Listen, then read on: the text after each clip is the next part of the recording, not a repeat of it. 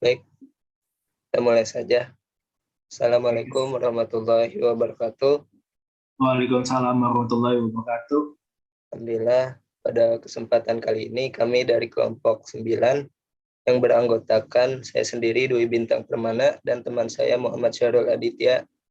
Di sini kami akan membahas mengenai rangkaian OPM integrator. Sebelumnya yang terhormat kepada Ibu Armisa Stefani STMT selaku mata kuliah rangkaian listrik. Izin untuk memaparkan materi tentang rangkaian OPM integrator ini. Mungkin lanjut saja ke pembahasannya.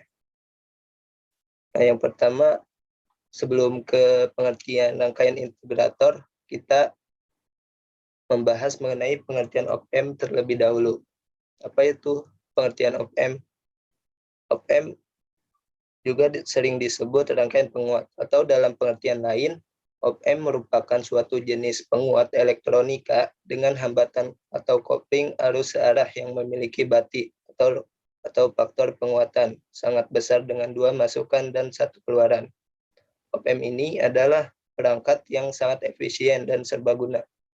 Contoh penggunaan OPM adalah untuk operasi matematika sederhana seperti penjumlahan dan pengurangan terhadap tegangan listrik, hingga dikembangkan kepada penggunaan aplikatif seperti komparator dan osilator dengan distorsi rendah serta pengembangan alat komunikasi. Nah, selanjutnya yaitu pengertian rangkaian OPM integrator. Seperti namanya, OPM integrator ini yaitu rangkaian penguat operasional yang melakukan operasi matematika dari integrasi, yaitu kita dapat menyebabkan output untuk menanggapi perubahan tegangan input dari waktu ke waktu. Sebagai integrator OPM menghasilkan tegangan output yang sebanding dengan integral dari tegangan input. Rangkaian integrator dapat dibangun dengan menggunakan 2 buah komponen pasif, yaitu sebagai pengubah tegangan kotak, yaitu resistor dan kapasitor yang dihubungkan secara seri. Fungsi dari rangkaian integrator ini yaitu sebagai pengubah tegangan kotak menjadi tegangan segitiga, atau dapat juga digunakan sebagai rangkaian filter lolos bawah atau low pass filter. Nah, selanjutnya yaitu pengaplikasian rangkaian OPM integrator. Yang pertama, digunakan untuk melakukan operasi kalkulus di komputer analog. Yang kedua yaitu mengintegrasikan sirkuit yang digunakan dalam konverter analog ke digital. Yang ketiga yaitu digunakan untuk mengintegrasikan sinyal yang mewakili aliran air, menghasilkan sinyal yang mewakili jumlah total air yang dilewati oleh pengukuran aliran. Selanjutnya yaitu digunakan juga aplikasi integrator ini sebagai penghitung dalam perdagangan instrumentasi industri. Selanjutnya yaitu langkah percobaan dalam melakukan rangkaian integrator yang kita buat ini. Yang pertama yaitu menyusun rangkaian di aplikasi Proteus. Kedua yaitu memberi nilai resistor. Kita di sini memberi nilai yaitu 10 kilo ohm, 100 kilo ohm, 330 ohm, dan kapasitornya yaitu kita memakai 1 nanofarad. Selanjutnya yaitu yang ketiga, hubungkan dengan osiloskop digital dan lakukan simulasi. Selanjutnya langkah keempat yaitu amati dan catat sinyal gelombang yang muncul. Yang terakhir yaitu menentukan frekuensi cut off dan cacat hasilnya.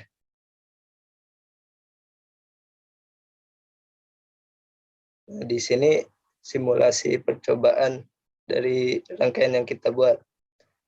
Di gambar kiri ini yaitu gambar rangkaiannya. Dan yang di kanan ini yaitu hasil percobaan. Di sini kita menggunakan frekuensi yang 3000 Hz. Mungkin penjelasan selanjutnya akan lebih dijelaskan oleh teman saya. Silakan, Kang. Oke. Jadi sekarang itu kita mencoba perhitungan melalui simulasi. Jadi ya kita mencobanya itu diketahui itu frekuensinya adalah 3000 Hz dan resistornya itu 100.000 dan kapasitansinya yaitu 1 NF Lalu diperhitungkan dan mendapatkan hasil 1592,35 Hz. Karena 1592 hasilnya itu lebih kecil dibandingkan frekuensi, jadi hasil perhitungan ini dimasuk sebagai integrator gitu. Oke, lanjut, Tang.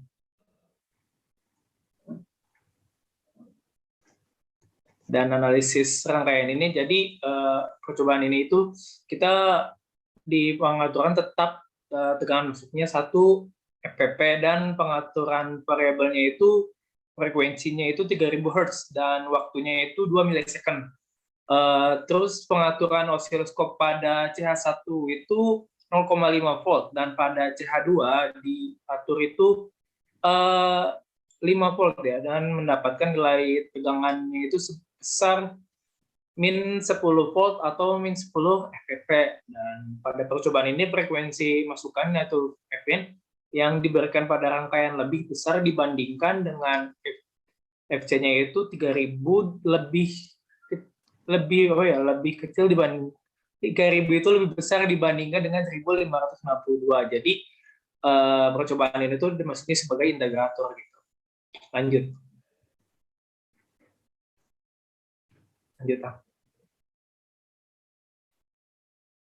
Oke. Kesimpulan. Oke, kesimpulannya itu dari praktikum ini kita mendapatkan bahwa pertama, rangkaian integrator itu dapat dibangun dengan menggunakan 2 komponen pasif, yaitu resistor dan juga kapasitor yang dihubungkan secara seri. Lalu rangkaian integrator ini merupakan rangkaian yang dasarnya seperti rangkaian inverting, hanya saja komponen umpan baliknya bukan berupa resistor melainkan kapasitor. Yang terakhir, secara rangkaian bisa dikatakan atau bisa bertindak sebagai integrator, dan rangkaian tersebut frekuensi masukan Vin ini harus lebih besar dari respon frekuensi rendah. Jika hal tersebut mengalami kebalikannya, maka rangkaian akan bertindak sebagai inverting amplifier. Nah, mungkin segitu saja ya. Oke, terima kasih. Mungkin dari kelompok kami hanya bisa gitu saja, semoga bisa bermanfaat. Kurang dan lebihnya mohon maaf. Wabillahi taufiq wal hidayah. Wassalamualaikum warahmatullahi wabarakatuh. Waalaikumsalam warahmatullahi wabarakatuh.